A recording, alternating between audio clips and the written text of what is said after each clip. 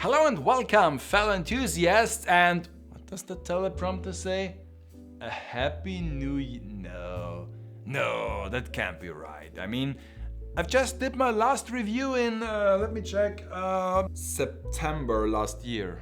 Oh dear. Honestly, I don't know what happened. I mean, I sat down here at the end of my last review. I told you that there will be a new format, like a shorter one, where I show you smaller items in addition to the main videos, and I guess then I fell asleep, and then there was this noise outside, like thousands of tiny explosions, and now it's 2026 already. Well, I guess it can't be helped. Nevertheless, today I want to show you those Little Armory weapon kits I bought for my Figmas. Those little weapon kits are made by Tomytec, and it's the first time that I bought any of them. So I wasn't quite sure what I will receive, but apparently they all come in those neat cardboard boxes. Based on the box, I can already say that I very much like the front cover in this illustration style, and they are shaped like little manga volumes or like DVDs or video games. So if you store them like this on your shelf,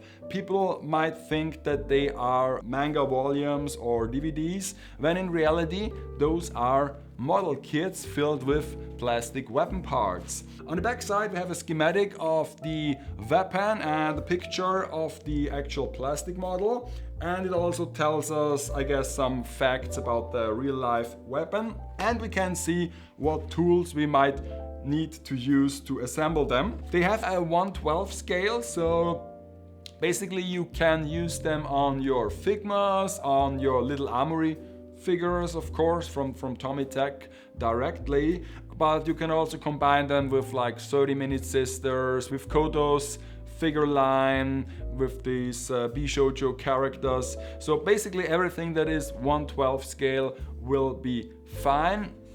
And if you are not interested in anime figures, I guess you can just simply collect them as pretty accurate replications of real life weapons in this scale. And I'm curious what's inside them, so let's check it out.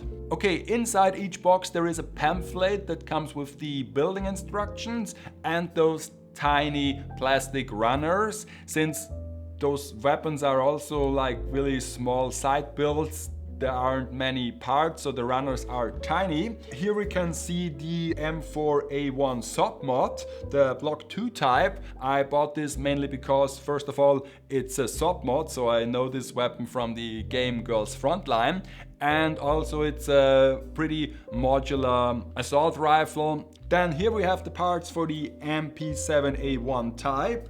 It's a machine gun, a submachine gun, I think. Actually, those are two machine guns in one kit, one with the large stock and then with the folded stock. So yeah, two machine guns in one kit. And then of course we have the parts for the M870 type hardwood. It's a shotgun, and indeed those are the parts for 3 complete shotgun rifles. And here it says it even on the front, it's a set of 3, so if we build this we will receive 3 complete shotguns, so what's not to like? Since those are plastic model kits, of course you have to build them, so there is manual labor involved. And originally the plan was to show this here on camera, but then I used those kits as content for my first few test streams in the workshop. Yes, I do live streams now as well. And yeah, I didn't think to make clips of it, and I forgot to capture the VOD. So yeah, there is no footage of me building the kits, but I have them here on display. So this is the standard handgun that comes with one of the girls. It's one piece, and you don't have to do anything with those. It's a good model. It has a surprising amount of details on it. You can even make out the model of the handgun. So each of the girls comes with a separate type of handgun, and this is the submachine gun with the folded stocks, so as a size comparison. It's one of the smaller weapons from the kits, but still they are designed in a way so that you can operate them. You can detach the magazine, you can detach the stock, or you can attach a silencer here. Basically, you don't have to glue them.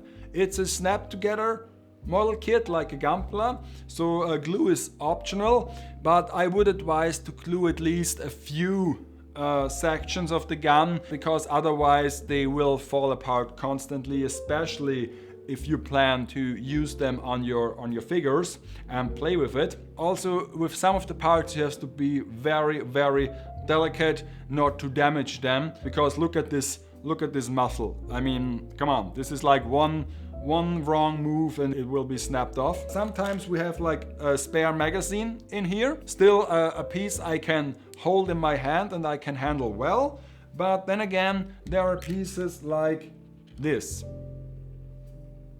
Oh, right, you might not see this, so I will try to balance it on my fingernail. This is the part of sight of the assault rifle. So the thing you look through to aim at your target. I would advise to store those parts really well, because if you drop them on the floor, they are gone forever. Like I said, the weapons are mostly functional. So with the shotguns, this is the smallest shotgun of the set, you can use the pump action. So for example, we have the assault rifle here on the little figure. You can see the main fire unit is black and the other parts, all the attachments, are in this sand green. It looks okay, I would say. The shotguns do look the best straight out of the box. You have this nice brown for the wood and then you have the black parts.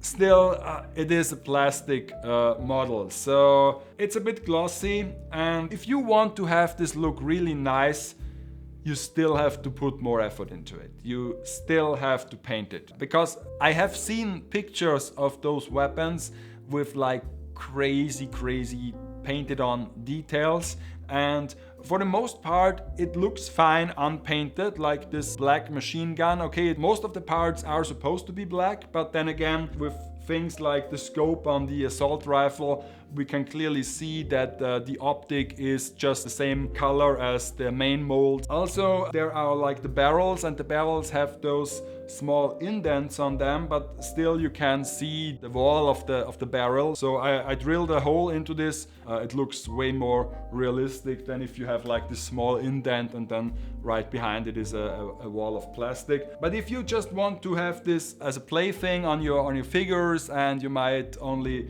use it occasionally for photos or for playing around with them, I guess not painting them is okay, but then if you want to bring this to a whole nother level, you have to paint them, because otherwise it will still look like a cheap plastic toy. So now we can talk a bit about the price. This is currently listed on AmiAmi for 1,500 yen, but when I added up all the shipping costs and the customs and the taxes, yeah, I ended up with like 2,000 yen. Based on the current exchange rate, it's still only around like 10 or 12 bucks. This is an okay price for what you get, I think. But then again, if you have to buy this locally at your local comic store or model store and they overcharge you with like 20 to 25 euro, it might be a hard sell. If you can get those sets for this price, MSRP or near MSRP,